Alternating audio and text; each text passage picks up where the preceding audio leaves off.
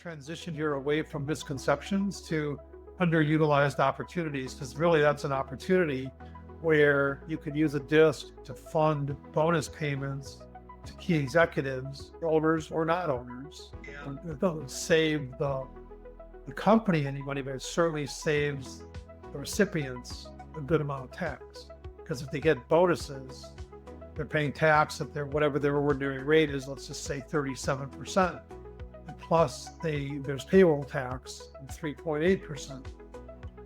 Whereas if it's funded through a disc, they pay tax at the qualified dividend rate plus the 3.8%. So it's a 17% rate differential on that type of income between the wages and the qualified dividend for the recipient.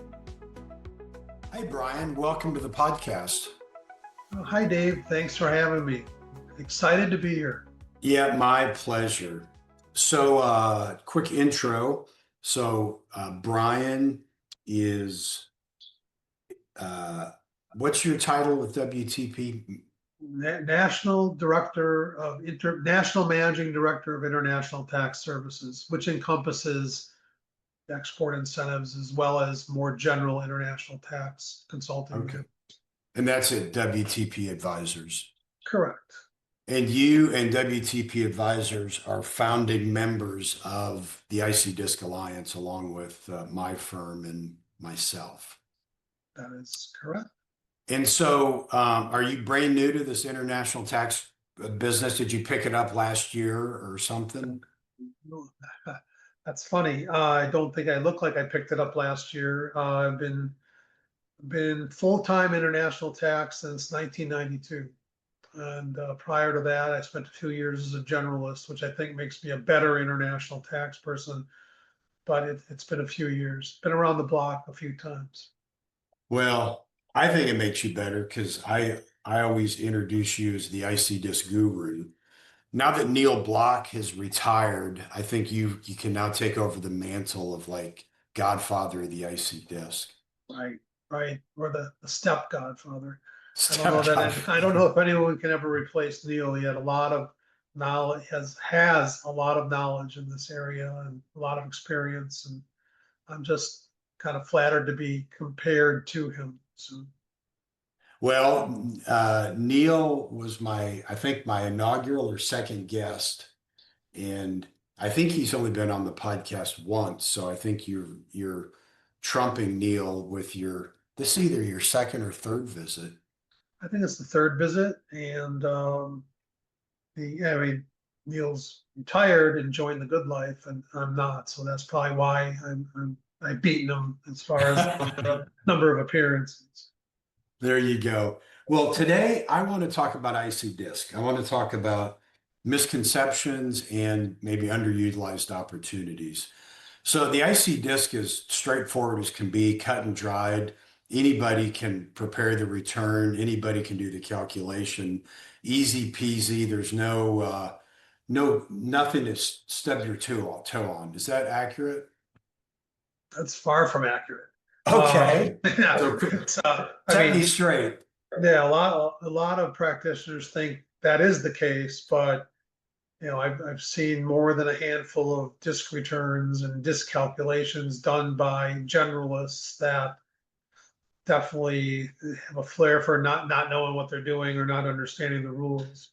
And for a 6-page tax return that looks very straightforward, you'd be surprised how many of them are completely incorrect.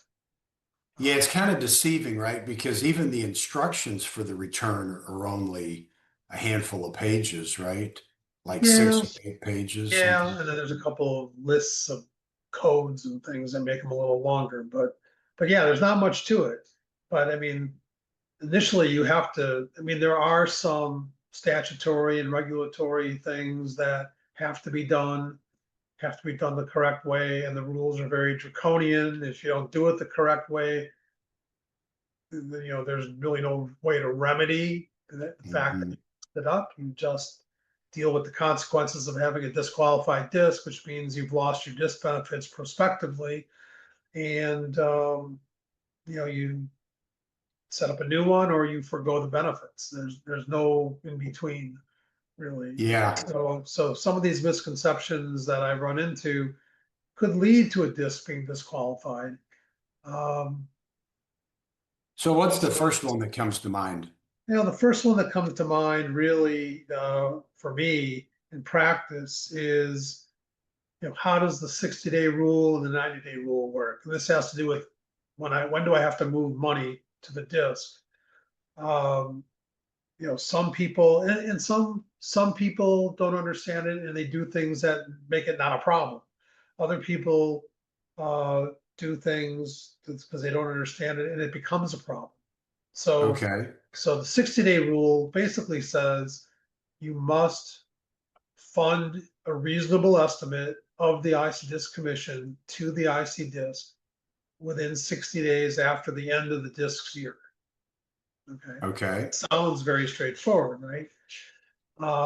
But some people ignore that rule, and some think they have to pay it all before the end of the year. That they don't have a 60-day window after the end of the year to accrue that disc commission and pay a portion of it. The other thing I see people do with the 60-day rules, they don't have all the information.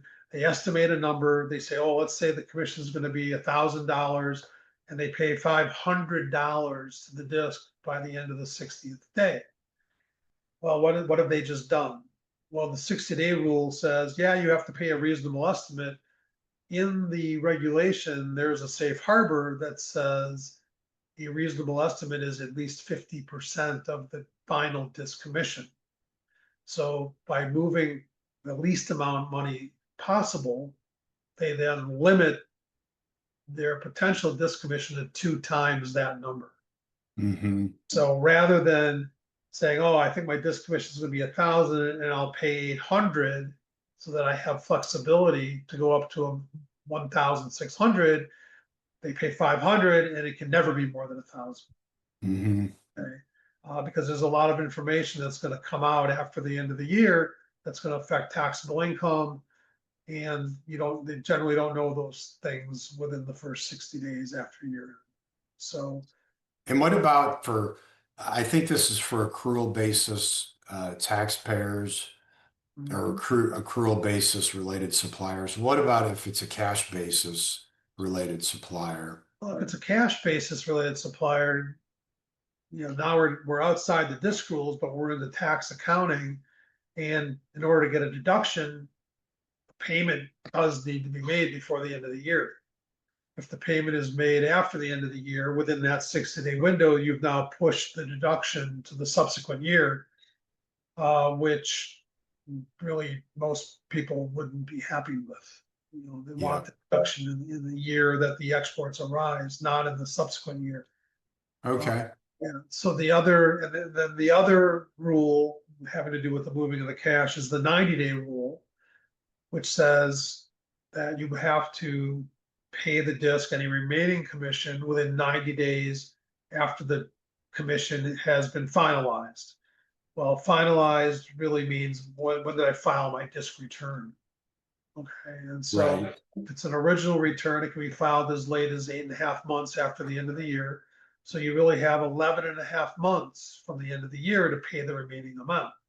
So if we assume calendar year, that's a September 15th filing and a December 15th funding deadline for the remaining commission. I see a lot of practitioners out there that think the 90 days ends on the filing of the disc return, not starts on the filing of the disc return. Okay, so then they rush to pay that money and then they think they have a problem if they haven't paid it by the time they file. So I mean, there's no harm in paying it early, but that's not how the rule works.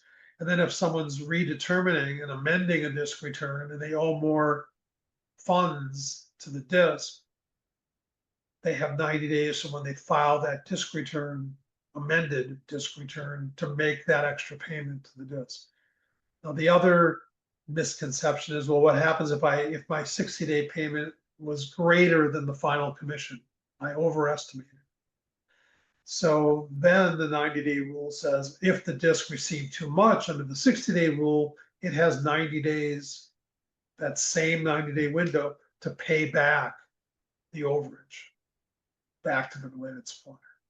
Okay. So most people don't understand those rules, and they do things that either potentially cause a problem, or they create a lot of self-induced anxiety because they think they have to do something sooner than when they have to do it.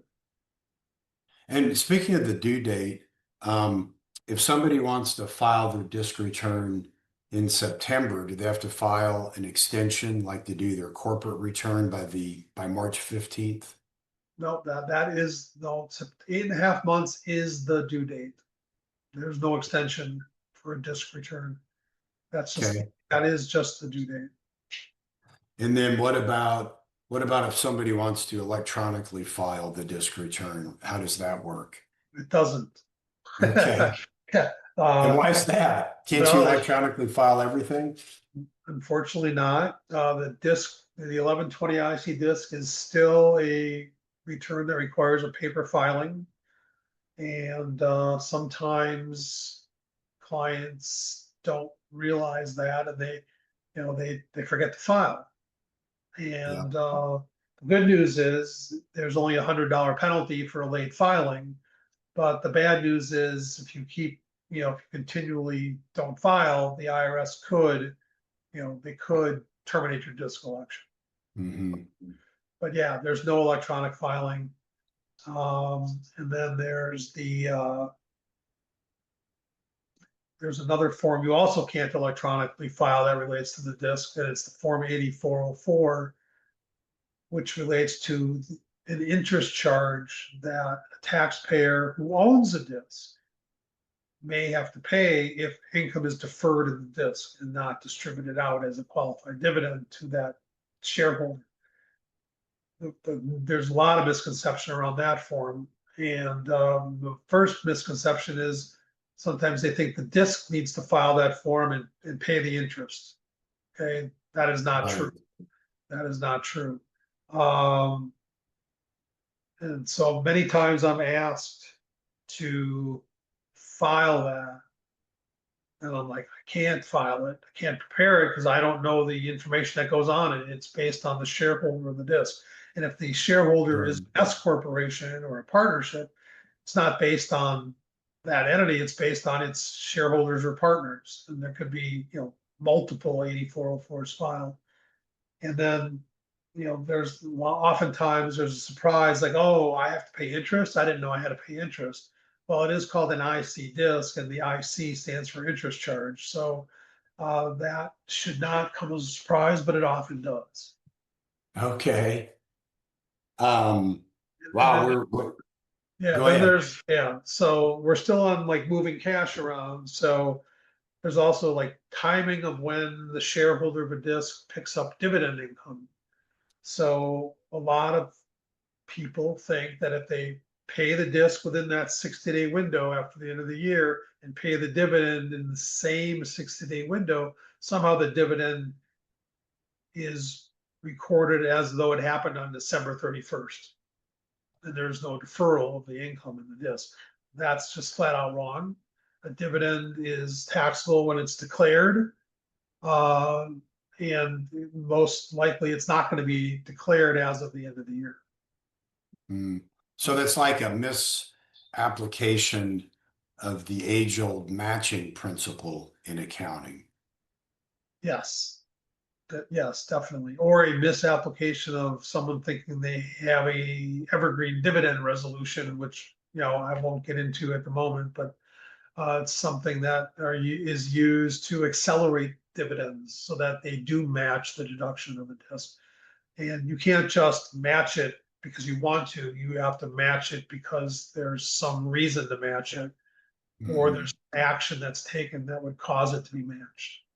And I've heard some professionals maintain that because they're basically accelerating the dividend income, to the current year, thereby bypassing the inherent deferral, that's okay because why would the IRS care if they got paid a year early? Do you think what's your opinion of I that? think that's a nice practical approach to that issue. I use it myself.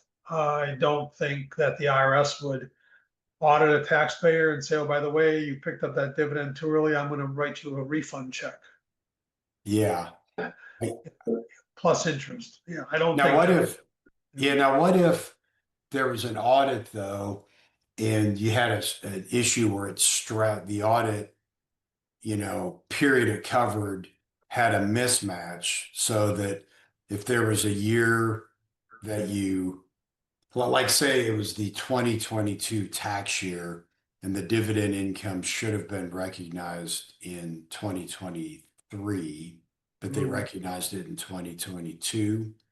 And then let's just say they did an audit of 2023, like in isolation. And then let's say in 2023, the client didn't use the disc or had a much smaller commission amount. Could the IRS potentially say, we don't care about 2022. In 2023, you should have recognized the dividend income.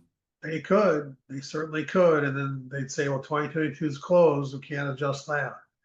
So, I mean, it's always better to not fall into that fact pattern, but it happens. Definitely happens. So it So sounds like you're the saying, good news is there's not a lot of disc audits that come. yeah. So you're saying it sounds like when in doubt, just follow the rules. It sounds like Yeah, when in safe. doubt, follow the rules. Don't make up your own rules, for sure. Yeah. Well, and I think part of the problem is people may not be aware of the rules. They're not, and then they just fill in the blank. Their brain fills in the blank with what they think makes sense or Yeah, what because there's a they lot of want it to be. because there's a lot of differences between the disc and say an S corp, right? Like the election to be treated as an S corp does not have the same deadline urgency as the election be treated as a disc. Is that correct? Or do I'm you not know? 100% sure, but yeah, I am 100% sure because if you miss the deadline for the S election, there's like automatic relief available for the S election to be made late. There is no automatic relief available for a disc election. Either you've met the requirement to file it within the first 60 days of the corporation, its existence, or you haven't. Now, there are exceptions, and we have written some private letter ruling requests in the past to be granted relief for missing that 90-day window. But that's an expensive miss. Yeah, yeah, Um, understood. And you, then you know, some other, yeah, you may not know for 2 years whether you're going to get the relief or not.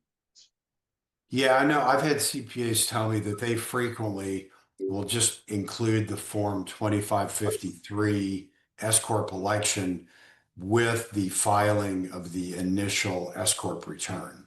Right. And That's allowed, and that's allowed. yeah, obviously you can't do that with the disc return. No, no. So then on the topic of dividends, there's also some misunderstanding or misconception of whether a dividend from a disc is subject to the net investment income tax, the 3.8% Oh, additional yes, I've tax. heard people take that position that it's not subject to. What are your Right. thoughts? Well, my thoughts are that many years ago, like 11 years ago, the IRS came out and said it's definitely subject to, the commission disc paying a dividend. That dividend is definitely subject to the net investment income tax. So Okay. I mean, I personally don't get involved in individual returns, so I don't know what people are doing. But if I'm ever asked, that's what I'll tell somebody. And I said, you can take whatever position you're comfortable taking, but this is the position I know the IRS would take. Okay. That makes sense. What other pitfalls do you see or misconceptions people have? So at IC Disc, there's a $10 million, what's called a $10 million deferral cap with regard to a disc. And what that means is any disc commission related to export sales made by the related supplier, which are greater than 10 million, above that $10 million threshold, create what's called a deemed dividend. you're not allowed to defer any of that income in the disc. Well, in practice, or in, in the real world, people think, oh, I can't have more than 10 million of export sales. If I go over 10 million, I can't use the disc. That's clearly not true. I have clients and have seen clients that have, billions of dollars of export sales. Okay. And they just have a very large deemed dividend that goes along with the IC disc commission. There is no limitation on the amount of export sales. The limitations on how much of the income you can defer in the disc if you have more than 10 million of export sales. Okay. I've also seen, related to that, issues where someone's exporting military property. So military property, half of the income is a deemed dividend automatic under the rules. And then I've seen where they then add, and let's say the sales were over 10 million, they've made an additive. They took half of the commission on the military property, and they said, oh, my sales are more than 10 million. I have additional deemed dividend as well. Oh, Well, that's not how wow. it works. The way it works is you compute your deemed dividend on the sales in excess of 10 million, and then from that you subtract the deemed dividend related to the military property. And so the most your deemed dividend can be is related to that $10 million cap. Okay. Um, Yep. Yeah, I was less familiar with the military aspect of it. I don't think any of my clients are exporting military property. that's just an example. I mean, there's Yeah. there's other things that give rise to deemed dividends as well. For example, one way you can defer income in a disc is to, loan the money back to the related supplier under a producer loan arrangement. There's very specific facts that support the ability to use a producer loan, but then each year the interest that's earned on that producer loan is a deemed dividend. Okay, Oh, sure. whether it's paid or not. So whether the interest is paid and then when the dividend is actually paid, it's not taxable. And Right. so, because we've got a lot of ordering rules in the disc about when things get paid out and how they get paid out. And I don't have all day, but that's another area where I think there's a lot of misunderstanding. Okay. Okay. Oh, well, and so I can focus on one small part of that is, the disc in year one has income of 100. In first quarter of year two, they pay out the 100 to the disc, and the disc pays a dividend. And in year two, it earns $300, and that gets paid in year three. Well, I hear all the time, well, I don't have any income deferred in the disc because I earned the $100 in year one, I paid it in year two, and I paid the dividend in year two, and then I had income for year two of $300 that I paid in year three. Well, it doesn't work that way in the disc world or in the tax world in general. Current earnings are always considered to be distributed first. So that $100 that gets paid out in year two is really coming from the year two earnings, and the year one earnings are still sitting in the disc, deferred, thus giving rise to the interest charge that someone thinks they're avoiding. Okay. Okay, so there's some misconception about how that works. So I have one I just Yeah. thought of, and I've heard this. This is the misconception I've probably heard the most. Under no circumstances can the IC disc commission create a loss at the related supplier level. No matter how you do the calculation, it's That's a impossible. big misconception. Yeah. There is no rule like that. Okay. So the rule is actually applied at the level in which you're computing the disc commission. So if you have exports with a profit, but overall your company has a loss, you can still compute a disc commission on those export sales because they have profit. Now you can't cause the profit on the export sales themselves to become a loss. So let's say your export sales are making 2% bottom line, but overall your company loses 3% bottom line. Some people will Okay. think, well, I can't get a disc commission. I have a loss. That's not true. You can claim a disc commission, but it cannot be more than 2% of the export profit, because then makes the profit on the export zero, but it can't go below zero. And that's if you're using what we would call the standard or simple calculation. That's the simple calculation. Now, if you're doing something more detailed and you're calculating a disc commission on a product or product line or a transaction, you apply that no loss rule at that level. So you can have a number of transactions that are profitable. You can have a number of transactions that are not profitable, and then different rules apply. There's really, people think, oh, there's two methods to compute a disc commission. That's probably another big misconception. There's really 18 methods to compute a disc commission, and you can choose one that allows you to get a commission but doesn't create a loss, and in some cases does actually allow you to create a loss. And is that methodology difference? I can't think of the technical accounting term, like where if you change your inventory method, you have to notify the IRS or you make an accounting change. This isn't like that, right? You don't have to each year notify the IRS. We used the 4% method last year. We're using the 50% this year, or we're doing, other methodology, correct? So you technically notify them by checking various boxes on the disc return, but it's not like a change in accounting method where you have to apply for a change and have it approved or have an automatic change. This is considered a change in facts, and however your facts bear out, you can claim whatever commission you're allowed to claim. Now, when you do that transactional calculation, another misconception I hear is that it's just impossible because there's all this data that the company doesn't have, and it's so complicated to do it that just, nobody has the ability to do it, nobody can do it, nobody wants to do it. Talk to me about that. Is the data really impossible to get from the client? Is No, there no no, client that can provide any data that can be used? there may be a handful that can't, but by and large, most companies have the ability in 2025 to obtain that data. When the rules were written in 1972, I'd say it was probably flipped, where only a handful could probably get that information, and the vast majority of companies would never be able to get that information. But somebody wrote the regs that way back in the early 70s, and with the idea that you could get transactional information and compute the disc commission transactionally, as opposed to at a higher level, where everything's grouped together, or a simple calculation.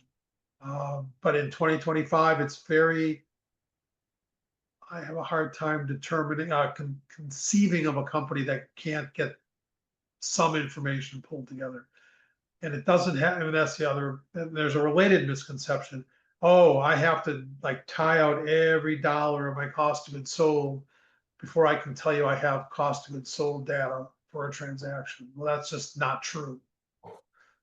Because in the real world, companies make journal entries adjusting the cost of goods sold. They don't do it at a transactional level. There's other things that, Schedule M's on a tax return that affect cost of goods sold. And so, no, you don't have to nub that out to the last dollar to say I have transactional data.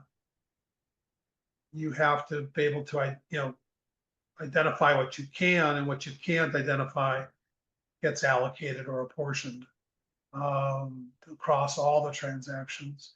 And if you think about it, if you say I can't get anything, you're really portioning all of the costs over everything anyway. Mhm. So that's the ultimate in apportionment and allocate. There's not even any allocation. You're just saying, oh, every one of my transactions has the same margin as a result, Right. which is really factually never the case.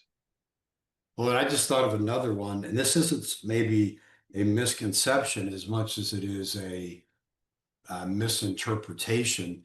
I can't tell you how many discs I see that the related supplier is a flow-through entity, yet they have the individuals own the disk. Have you seen this before? I've seen it, and sometimes I think that's the way it had to be. Sometimes Mhm. I hadn't really thought of it. Depends how they're using it. But the real downside to that is the disk commission reduces the income of the flow through entity, thus reducing the basis they have in their shares of that flow through entity. And then the dividend gets paid to the individual, and there's no basis increase for the dividend income. And unless they contribute the funds back to the business, they're eroding away their basis in the Mm. stock, which ultimately will result in a higher gain if they ever sell their business. When the ownership of the disk matches the ownership of the related supplier, can you think of a scenario where it is actually beneficial for the individual shareholders to own the disk instead of the related supplier? Yes, there are situations depending on where this shareholder lives. And so Oh, let's say okay. the shareholder lives in, say the company is operating in a state with a state income tax, but the shareholder lives in a state that doesn't have a state income tax. It's possible to get that dividend to the shareholder tax free, where maybe if it went through the S corporation or the partnership, it would not be tax free. I see. And you're talking about tax-free at the state level. Yes, yes, yes, yes. Federally, I don't really see, in a regular disc that's just been used to pay dividends to the owners of the related supplier. I don't see unless it's a C corporation. In that case, you don't want the disc owned by the C corp. But if it's a flow through entity, you generally get the same tax answer, whether it's owned directly by the flow through entity or directly by the shareholders. Okay. Oh, I just thought of another misconception. It's funny, when we Yeah. started this call in my head, I only had a handful of misconceptions, but the more we talk, the more we think of. So here's another one. Say you have a flow through as the related supplier, yet for whatever reason you want the disk to be owned by the individual shareholders. Well, I've been told several times that the ownership of the disk must match the ownership of the related supplier. There is no option to do otherwise. Is that accurate? I mean, that's a fairly strong statement. Um, so the answer to that is no, it's not absolutely not required. Now, if the shareholders are related to one another, familially related, and there appears to be donative intent, so like if mom and dad own a company and set up a disc and transfer it to their kids, there is some old IRS guidance out there that says, hey, when a disc commission is paid to that disc, mom and dad are making a gift to their kids. Okay, so that's a fact pattern you want to avoid, which is pretty easy to avoid, frankly. Um, And you would but avoid that by just like setting up a new disk that the children set would, up initially and not get transferred by mom and right, dad to the right. kid. And where the Then kids are making the capital contribution to buy the stock and right, exactly. So but that, I mean, that's the one little gray area. Otherwise, there are some people out there that set up a disc to fund bonuses for executives. And we've kind of transitioned here away from misconceptions to, underutilized opportunities, because really that's an opportunity where you can use a disc to fund bonus payments to key executives and owners or not owners. Mhm. And it doesn't save the company any money, but it certainly saves the recipients a good amount of tax. Because if they get bonuses, they're paying tax at whatever their ordinary rate is, let's just say 37%, where and plus there's payroll tax of 3.8%. Whereas if it's funded through a disc, they pay tax at the qualified dividend rate plus the 3.8%. So it's a 17% rate differential on that type of income between the wages and the qualified dividend for the recipient. So Yeah, definitely, and I guess it would also save the employer portion of the employment taxes as well, right? well, it saves the employee and the employer, Yeah, but it's replaced by the Obamacare net investment income tax. So they're both 3.8%. yeah. But like if you had a simple example where an employee had a base salary of $100,000 and they had a $20,000 bonus that was paid through the disc, that would have been subject to, Oh, the FICA. yeah, I'm thinking about people that are making more than, understood. but yeah, you can save FICA tax as well. And that, in fact, it The reminds me of, employer and the employee. yeah, and that's kind of what I was thinking of. And even when they get above that limit, there's still the 1.45% that I think has no cap. Right, but again, that's the employer portion. Then there's the employee portion. Together, that's 3.8. Oh, right, And which is then the you've got the Obamacare tax. So, gotcha. Well, that reminds me of another misconception that you had alluded to, and that is that a related supplier can only have one disc affiliated with it. Is that true? that is not true. Related supplier could have 1,000 discs if it wanted to. In fact, that option you mentioned of the employee-owned disc, I usually see that as that being an additional disc, kind of in addition to the primary disc. Is that usually how you see it? I see that way as well. Yeah, for sure. And then, or I see Disc A is going to fund bonuses for the C-level executives, and then Disc B is going to fund bonuses for like middle management. Mm-hmm. So and so middle management disc has a targeted amount, and the upper level disc may not have a targeted amount. It might just be unlimited. Now, the Or drawback is if you have multiple discs, the combined commission amount for all of them cannot exceed what it would have been if you had just one disc, right? It's not a mechanism to Well, create right, right. larger No, combined. no, that definitely can't, doesn't work. Yeah, it definitely would. But yeah, you can definitely set up different structures to fund bonuses for different people. Or if it's a C corporation, and we don't see a lot of C corporations with discs, but if you're a closely held C corporation, you can have a shareholder owned disc, and you can, if you're in the habit of paying dividends, you can pay commissions to a disc instead of paying those dividends.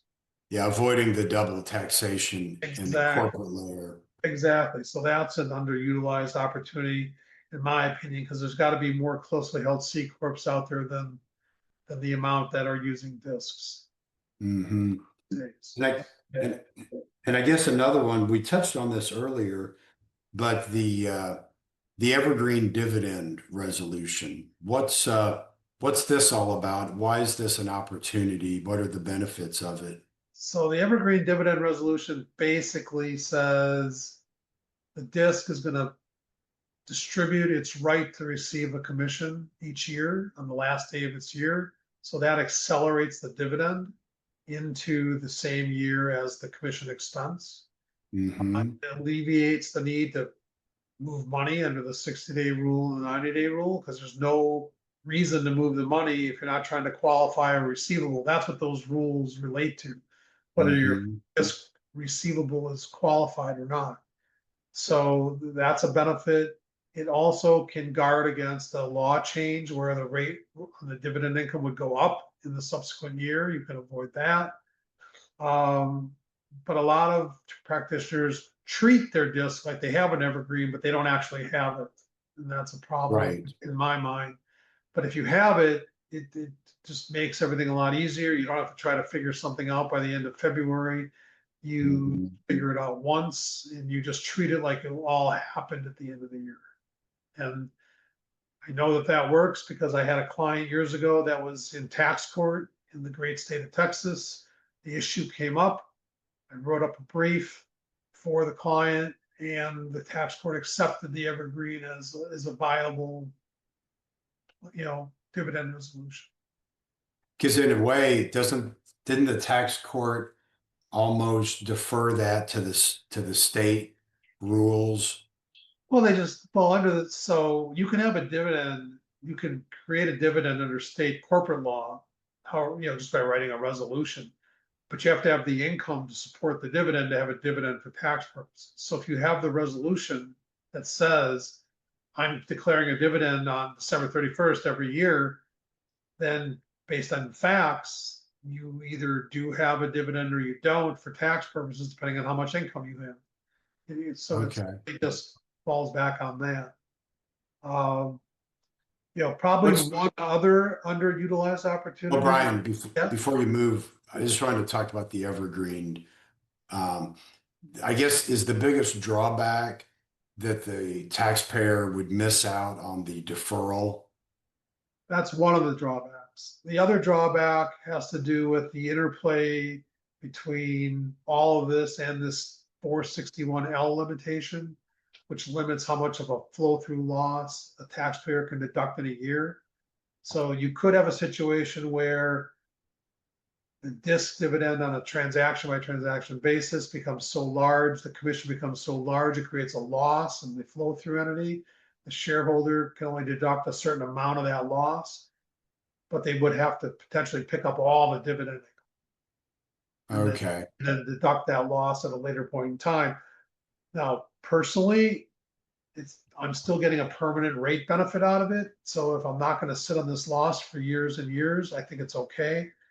But if I'm going to sit on that loss year after year after year and not utilize it, then I don't want to be picking up those dividends that I can't, utilize the losses.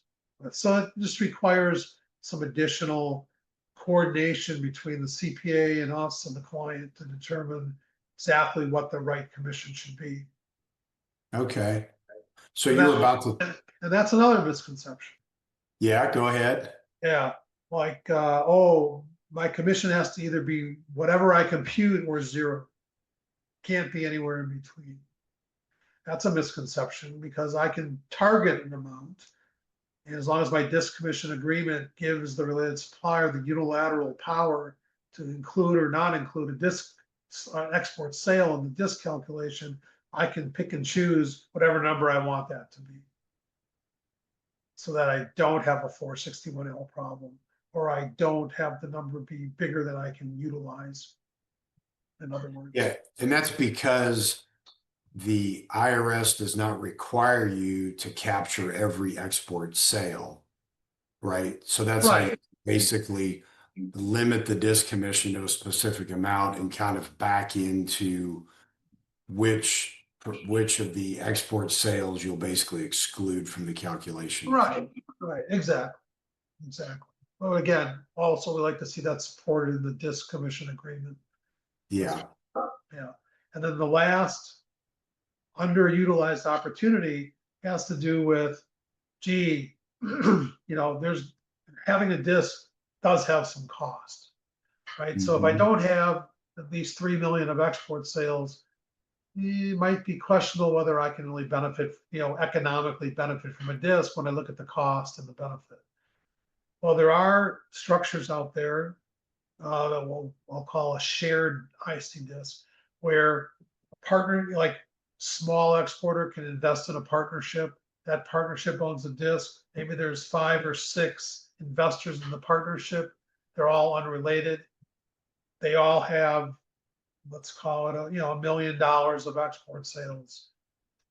And on a standalone basis, there'd be too much cost for setting up the disc and all compliance to offset the tax benefits, but they'd be greater than the tax benefits. But if I can use a shared disc, then I only have to share a portion of the cost, the annual cost of the disc, but I still get my tax benefit. And really what happens with the other partners, so the partnership owns the disc earns that commission from the related supplier. Then the disc pays all of its dividends to that partnership, and the partnership can then allocate the dividends back to the individual exporters based on their contribution to the. So it's a way for smaller companies to still get a tax benefit out of it. And I see very few of these out there. So there's got to be thousands of companies that export that just don't export enough to have their own disc. Yeah. Yeah, no, that's an interesting opportunity. And I agree based on my experience. I mean, I talked to so many people in the past, or I did talk to so many people who, exported $2 million or less. And I'd have to say to them, it's probably not worth the time and the cost. Because, there's time on their end and then there's hard cost to have the work done.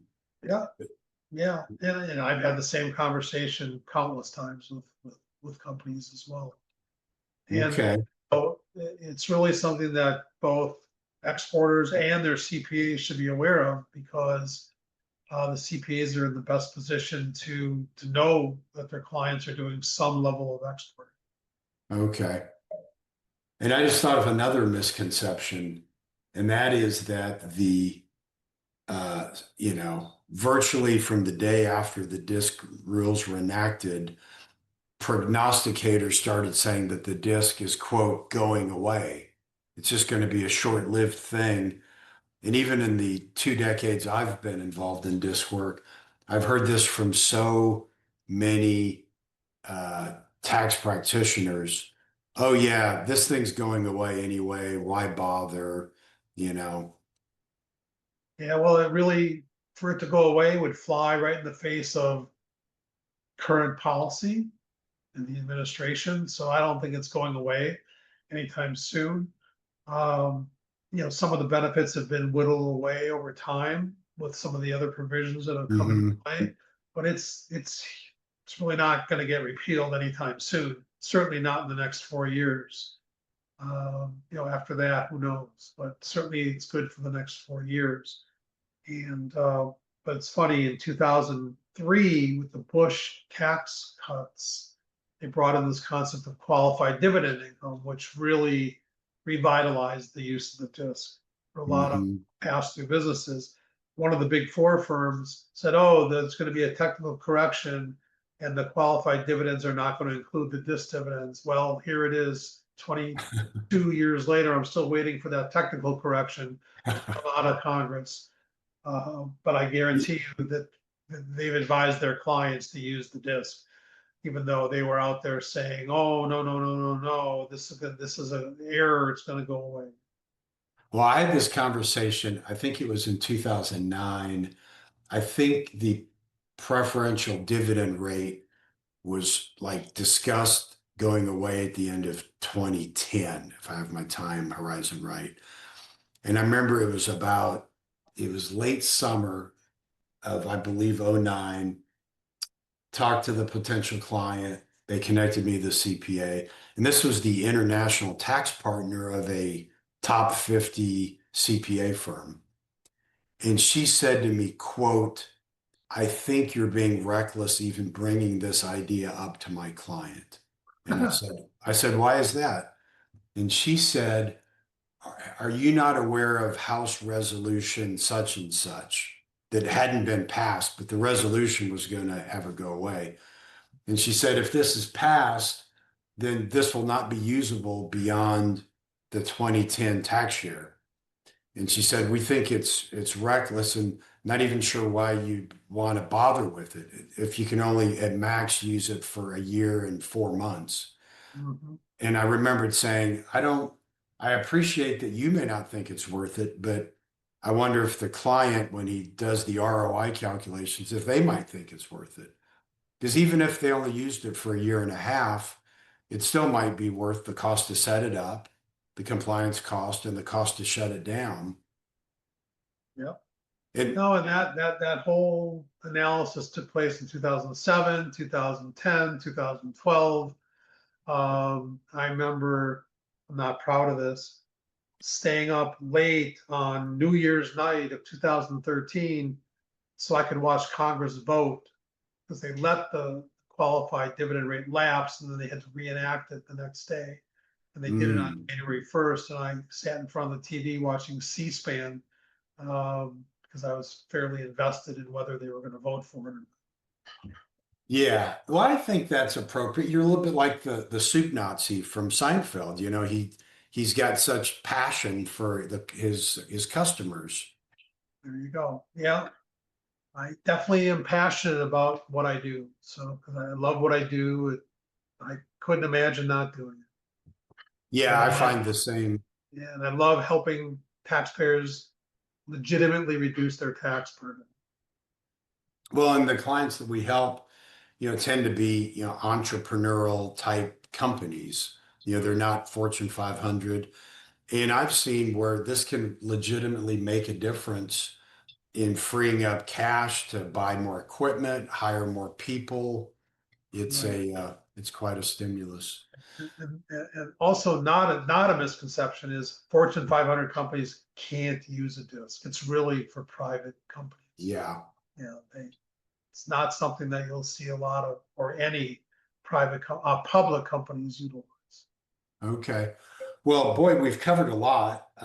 Anything left to cover? Any other misconceptions or opportunities you can think of? Nothing that I don't think we've discussed. Okay. Well, I have one final kind of fun question. So, with the benefit of hindsight, if you could go back in time and give advice to, say, your 25-year-old self, what advice might you give to yourself? Um, it's going to be completely non-tax related. That's okay. Yeah, if you tear a ligament in your knee, get it repaired. Because I did that and I didn't get it repaired, and ultimately I got a new knee, which works just as well as the original, but with a lot more probably pain in the interim. Gotcha. Okay, well, that's good advice. So the takeaway, if you're 25 years old and you have a ligament tear, don't wait 30 years to get it fixed. Yeah, or to not get it fixed at all and just get an artificial knee. Yeah, understood. Yeah. Well, Brian, thank you so much. This was really fun. I mean, fun by a couple of icy disc nerds, I guess. Not everybody would consider this conversation fun, but I thought it was a lot of fun, and I appreciate the expertise that you bring to this matter. I appreciate the opportunity to be here and chat with you about it. And maybe in the future, there'll be some more topics we can talk about. Yep, I would enjoy that. We should make it an annual tradition. That sounds like a good idea. All right. Hey, have a great day, Brian. You too, David. There we have it, another great episode. Thanks for listening in. If you want to continue the conversation, go to icdiscshow.com. That's ic-discshow.com. And we have additional information on the podcast, archived episodes, as well as a button to be a guest. So if you'd like to be a guest, go select that and fill out the information, and we'd love to have you on the show. So that's it. We'll be back next time with another episode of the IC Disc Show.